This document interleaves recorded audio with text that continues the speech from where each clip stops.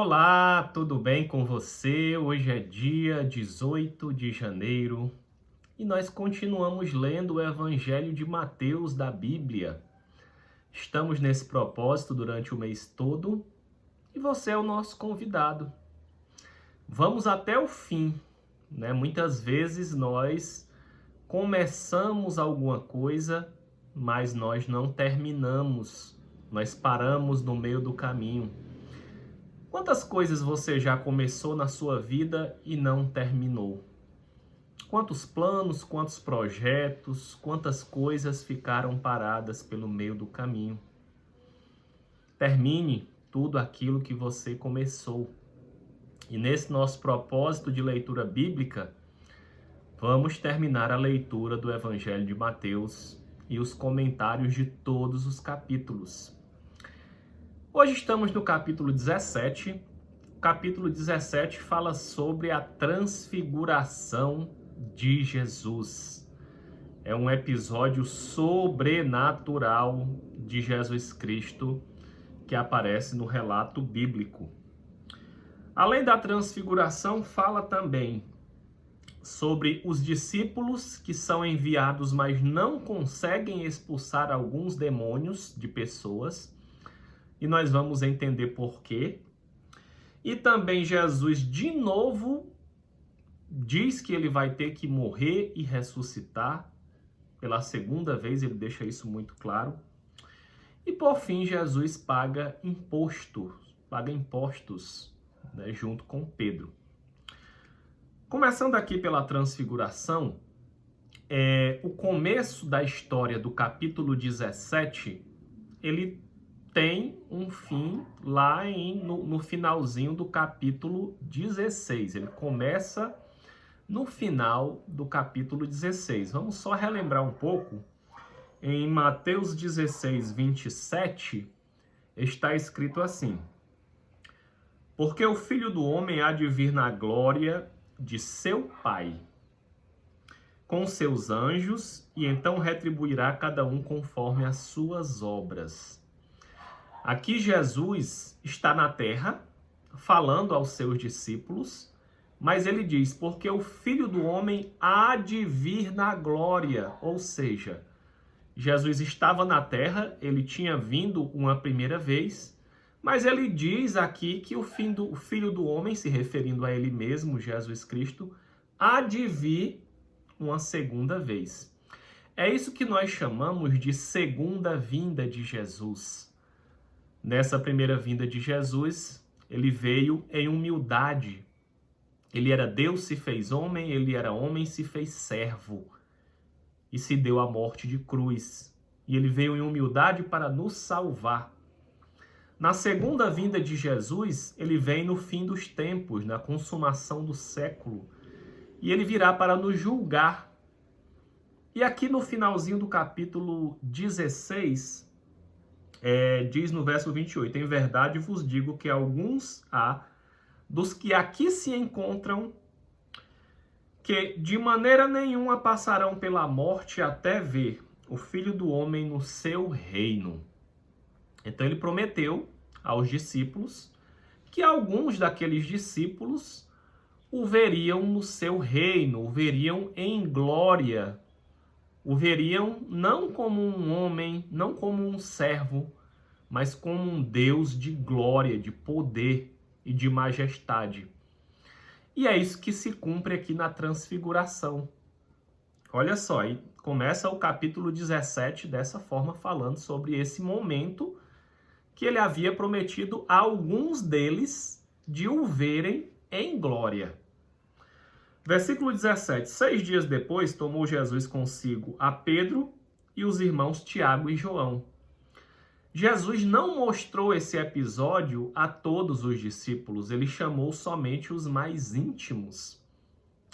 É para os mais íntimos de Jesus que ele mostra, ele dá as maiores revelações.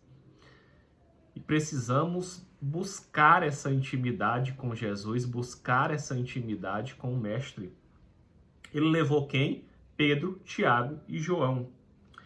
Em particular, a um alto monte. Ele subiu, Jesus com esses três, subiu no monte. e foi transfigurado diante deles. Eu fui pesquisar no dicionário o significado da palavra transfiguração. O que significa transfiguração? Mudar de feição, transformar-se, mudar de aspecto. Em suma, é isso que é a transfiguração. Teu rosto ficou transfigurado. E foi isso que aconteceu com Jesus. Ele levou os 3 discípulos mais íntimos a um alto monte e diz aqui, foi transfigurado diante deles. O seu rosto resplandecia como o sol. O rosto de Jesus brilhava como o sol. E as suas vestes se tornaram brancas como a luz. Jesus se tornou transfigurado e reluzente. E eis que lhe apareceram Moisés e Elias falando com ele. Então disse Pedro a Jesus, Senhor, é bom estarmos aqui, se queres eu faço 3 tendas. Uma será tua, outra para Moisés e outra para Elias.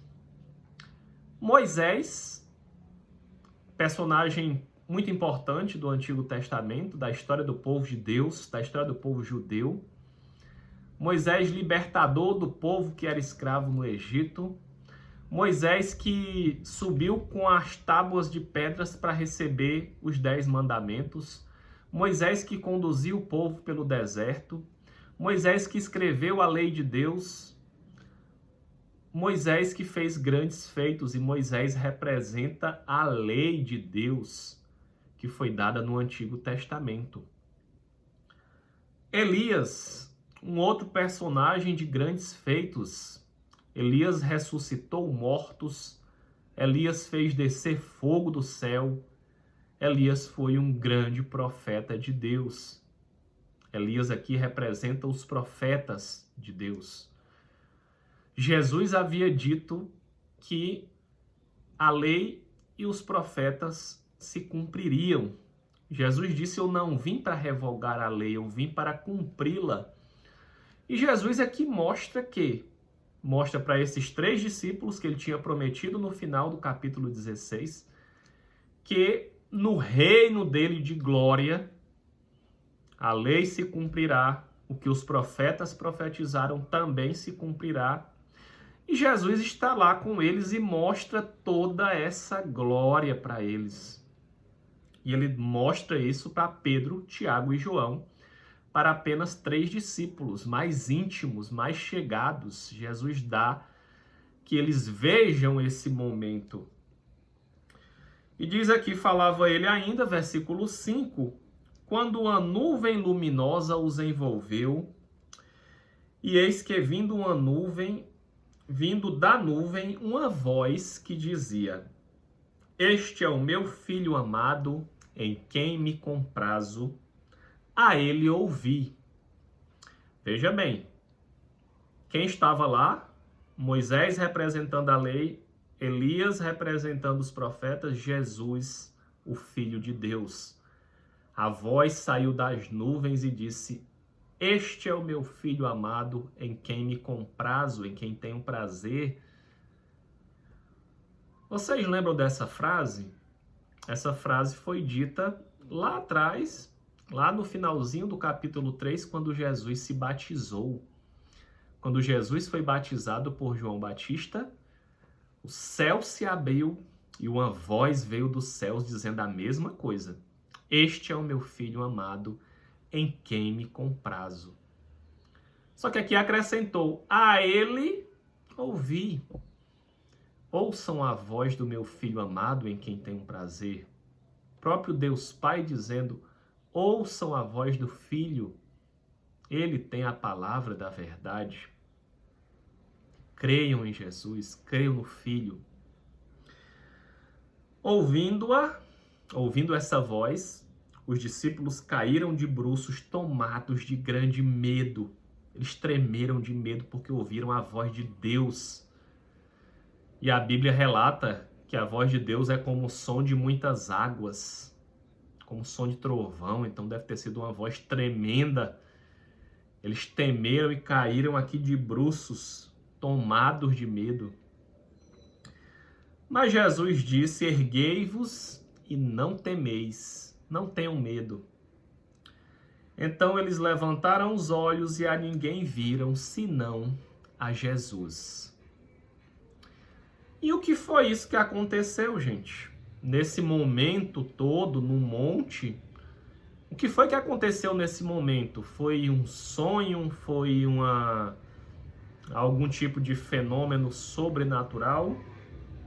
O próximo versículo responde a essa pergunta. Versículo 9. E descendo eles do monte, ordenou-lhe Jesus: a ninguém conteis a visão. Então o que eles tiveram foi uma visão do reino dos céus, dada por Jesus, permitida que eles vissem de como seria o reino dos céus, de como é Jesus em glória. Como Jesus voltará no fim dos tempos em glória para o seu reino. Essa descrição de Jesus também está no livro de Apocalipse. O Jesus descrito em glória. E é descrito da mesma forma, reluzente, com vestes alvas, com os olhos de fogo. Em Apocalipse dá mais alguns detalhes com os pés de bronze, de como é esse Jesus glorioso. Esse Jesus leão, Jesus é o cordeiro que se deu em sacrifício em favor de nós. E Jesus é o leão, é o Deus Todo-Poderoso que voltará em glória para julgar toda a terra. Mais adiante aqui, ele diz aqui que os discípulos interrogaram por que as escrituras dizem que Elias deveria vir primeiro. E ele novamente aqui reafirma que o espírito de Elias estava sobre João Batista, que é o espírito profético. Na sequência, fala aqui sobre a cura de um jovem possesso. Jesus continua curando, aqui do versículo 14 até o versículo 21. Quando chegaram junto da multidão, aproximou um homem, se ajoelhou e disse: Senhor, compadece-te de meu filho, porque é lunático e sofre muito, pois muitas vezes cai no fogo e outras vezes na água. Apresentei-o aos teus discípulos, mas eles não puderam curá-lo. Veja bem, o homem chegou com o filho e disse que esse filho é lunático. O que é lunático? É um indivíduo de humor inconstante, incoerente, lunático, que vive no mundo da lua. É um indivíduo com problemas mentais. Às vezes se joga no fogo, não percebe, às vezes se joga na água, se afoga. E o pai diz que levou esse homem aos discípulos, e aqui há uma relação entre o adoecimento mental e os demônios, que Jesus fala aqui e descreve, mas os seus discípulos não conseguiram mandar os demônios embora, não conseguiram expelir esses demônios.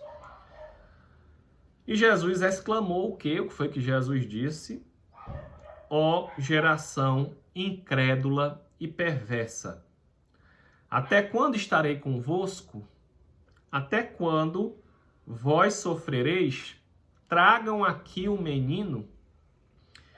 E Jesus repreendeu o demônio, e este saiu do menino, e desde aquela hora o menino ficou curado. Aqui o menino era lunático, doente mental. Jesus expulsou o demônio e ele foi curado. E por que os discípulos não expulsaram os demônios? Os discípulos perguntaram aqui de Jesus: por que nós não podemos expulsá-lo? Jesus disse: por causa da pequenez da vossa fé. Pois em verdade vos digo que se tiverdes fé como um grão de mostarda, direis a este monte: passa daqui para ali, e ele passará. Nada vos será impossível. Mas esta casta de demônio não se expele senão por meio de jejum e oração. Daqui nós tiramos alguns princípios muito importantes da palavra de Deus. O primeiro deles é que Jesus diz aqui que nós não precisamos ter muita fé para expulsar demônios, mas nós precisamos ter uma fé pequena. A comparação que Jesus faz aqui é com o grão de mostarda, que é a menor das sementes, ele falou sobre isso em uma parábola anterior, que se torna a maior das árvores. A nossa fé precisa ser pequenininha, mas nós precisamos ter fé, nós precisamos ter alguma fé e colocá-la em ação. Jesus diz, por que não expulsaram os demônios? Por causa da pequenez da vossa fé. Ou seja, a fé dos discípulos era menor do que o mínimo requerido, era menor do que um grão de mostarda, era menor do que o pequeno. É como se os discípulos não tivessem fé para executar aquela missão. Mas, ao mesmo tempo, Jesus também diz aqui que se tiveres essa fé pequena como um grão de mostarda, direis a esse monte, sai daqui, passa para acolá, e ele irá. Jesus não está dizendo que a gente consegue mover montanhas pela fé. As montanhas aqui é como se fossem os nossos desafios, uma expressão da época. Como se você dissesse, olha, para o meu filho ser curado, vou precisar mover céus e terra. Você vai conseguir mover céus e terra, pegar a terra e mover a terra de lugar? Não. Mover a montanha é uma expressão semelhante a essa, é um desafio que você tem na vida. E para isso precisa ter pelo menos um pouquinho de fé. Esse pouquinho de fé, gente, não é tão simples da gente ter não, porque para ter fé, as condições precisam estar adversas. É muito fácil eu ter fé quando está tudo favorável. A dificuldade é eu ter fé quando está numa situação adversa, às vezes impossível de acontecer. E ele diz aqui também, acrescenta, mas essa casta de demônio, esse tipo de demônio, não se expele senão por meio de jejum e oração.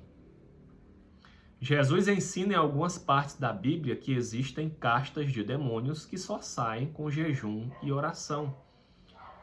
Às vezes o nosso processo de libertação, ou o processo de libertação de pessoas que ministramos, essas castas de demônios que estão possuindo muitas pessoas, muitos deles só saem se nós estivermos em uma condição de jejum e oração contínua. Talvez Jesus tenha dito aqui, a pequenez da vossa fé, talvez Jesus fale de uma fé que nos induza a jejuar e orar. A tua fé já te induziu a fazer algum jejum?